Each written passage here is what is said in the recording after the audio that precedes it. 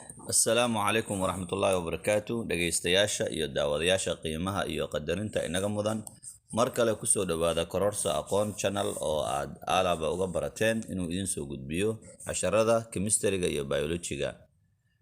Kororsa aqoon channel waa channel waxbarasho oo aad kaga bogan doonto casharada scientific subjectska. Fadlan subscribe garay oo share garay si aad u gaarsiiso walaalaha kale. Waxaynu maraynay Biology Secondary Form 1 chapterka afaraad casharkiisii labaad. Waxaan soo gaarnay taxonomiga qaybtiisii labaad oo ah Carl Linnaeus classification. Ablaableynta uu sameeyey Carl Linnaeus oo loo yaqaano binomial nomenclature, magacaabista lawada magac. Carl Linnaeus system ayuu diyaariyey, waana nin Swedish u dhashay dalka Sweden, waana botanist weeyaan, nin dharyaqaan ah oo dhirta ku takhasusay. 1700 meelahaas ayuu noolaa. Wuxuu isku dayay noolayaasha inuu ablaableeyo oo waxa weeyaan la garanayay xilligii uu noolaa. He grouped together organisms that shared obvious physical traits. Wuxuu u kooxeeyay noolayaasha si wada jir ayuu waxa weeyaan group uga dhigay.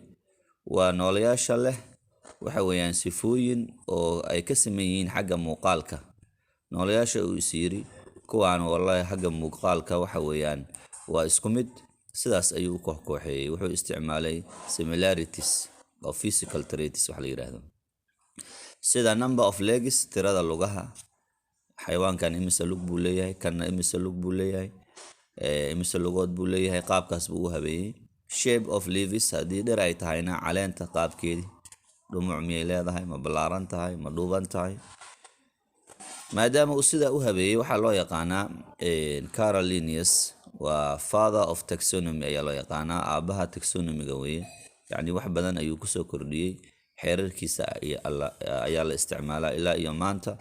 Waxaana loo yaqaanaa taxonomigiisa natural taxonomy, qaybinta dabiiciga ayaa la yiraahdaa.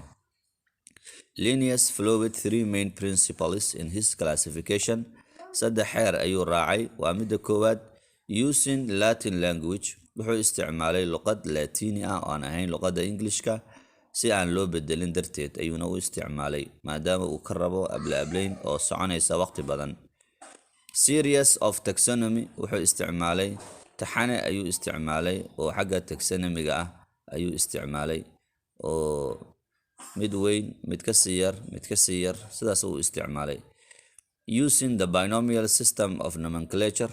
Magacaabistiisa wuxuu u isticmaalay hab waxa weeyaan laba magac.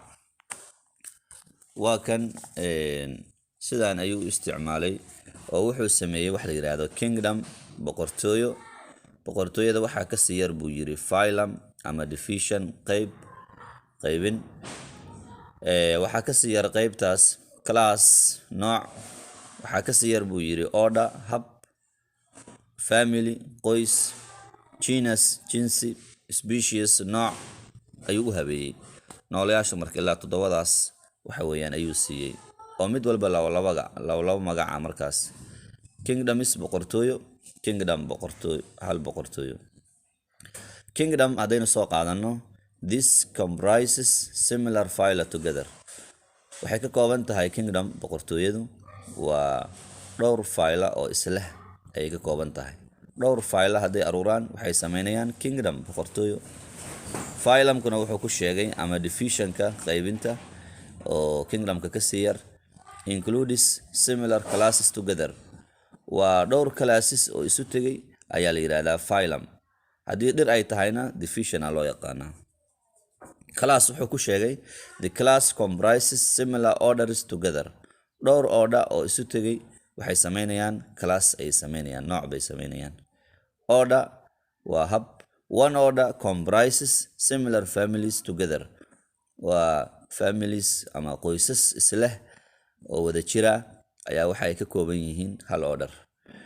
One family comprises similar genus together. Dhowr genus oo isleh waxay sameynayaan ayaguna ay ka kooban yihiin hal family. The genus comprises similar species together. dhowr species oo islehna waxay sameynayaan genus ay sameynayaan jinsi. Species wuxuu ku qeexay the species includes an interbreeding organisms that can produce fertile offspring. Species wuxuu ku sheegay inay ku jiraan noolayaal tarmaya oo la isku bacrimin karo ayuu ku sheegay. Marka toddobadan uu u qaybiyay Carl Linnaeus systemkan tusaale haddaynu soo qaadano maalan tusaale wax walba lagu fahmaa kingdom boqortooyo sawirkan fiiri boqortooyo maalan geelka haddaan soo qaadano geelku boqortooyadiisii waxaa la yidhahdaa animalia waa boqortooyada xayawaanada ayuu ku abtirsadaa. Phylum ama division qaybta waxa weeyaan uu ka yahayna waxa weeyaan chordata qaybta la yiraahdo ama vertebrates lafdhabareyda ayuu ka sii yahay. Class nooca uu ka sii yahay lafdhabareyda waa mammalia naasleyda ayuu ka sii yahay. Order habka asaga lagu yaqaano oo geelku waa artiodactyla ayaa la yiraahdaa waa kuwa hoofiska leh ama qodobka leh. Family qoyska uu ku abtirsado Camelidae waa geel weeyaan genus waa Camelus genuska uu ku abtirsadana waxaa la yiraahdaa Camelus waa geelka halka ku sawiran waa midka labada tuur leh oo loo yaqaano Bacterium camel ayaa la yiraahdaa specieska uu ka sii yahay. Modern classification ayaan halkan ka galaynaa ablaableynta casriga ayaan halkan ka galaynaa.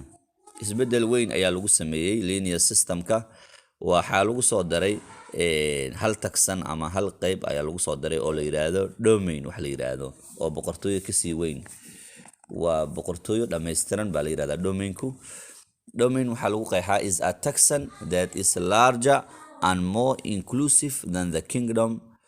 Domain waxaa la yiraahdaa waa qaybin taasoo aad iyo aad u ballaaran oo waxa weeyaan ka sii wanaagsan oo ka sii shaamilsan boqortooyada. Marka boqortooyo waxaa ka sii weyn domain ka sii weyn. Biologists marka waxay isticmaalaan saddex hab ay ku heshiiyeen oo domain ayaa jiro oo noolaha oo loo qaybiyo domain bacteria, domain archaea iyo domain eukaryote. Domain la yiraahdo bacteria waa noolayaasha ilma aragtada ah ee laga helo carrada, laga helo hawada, meel walba laga helo ayay u kala qaadaan xayawaanada. Iyo domain archaea domain la yiraahdo archaea oo bacteriyada ka mid ah waana single celled weeyaan waa xayawaano oo hal cell leh oo bu'dooduna waxa weeyaan nuclear membrane-ka aan ku daboolnayn la yiraahdaa archaea.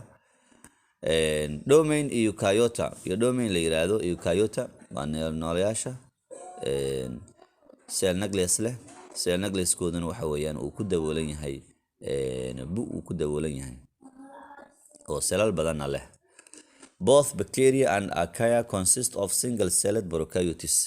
Bacteria iyo archaea labadaba waxay ku abtirsadaan ay ka kooban yihiin xayawaano hal cell ah waana prokaryotic weeyaan oo cell membrane-kooda bu'doodii yani cell membrane waxa weeyaan kuma daboolna. Eukaryote consist of all eukaryotes. Dhammaan xayawaanada eukaryotiga la yiraahdo oo dhan waxa weeyaan oo cell-koodii oo bu ku daboolan xub ku daboolan waxa la yiraahdaa eukaryote la yiraahdaa. Marka midkaana lagu soo daray hadda domain, kingdom, phylum, class, order, family, genus, species. Systemka marka hadda la isticmaalo oo saddexda domain uu ka kooban yahay waxa weeyaan waxay soo hoosgalayaan dhammaantood 6 kingdoms lixda boqortooyo. waxaa jira marka hadda markii taxonomy-ga la sameeyay intaas oo waqti iyo juhdi la geliyay lixdan boqortooyo ayaa la isku raacay in lixdan boqortooyo ayaa la isku raacay oo ah kingdom EU bacteria boqortooyo la yiraahdo EU bacteria oo ah true bacteria la yiraahdaa waa bacteria dhab ah weeyaan iyo kingdom la yiraahdo archaea oo iyadana bacteriyada waxa laga keenay iyo kingdom protista waa noolayaal oo laga helo biyaha iyo badda iyo meelaha dhiiqada ayaa laga helaa sida Euglena iyo Amoeba kamid ah. Kingdom funga boqortooyada funga oo ah mushrooms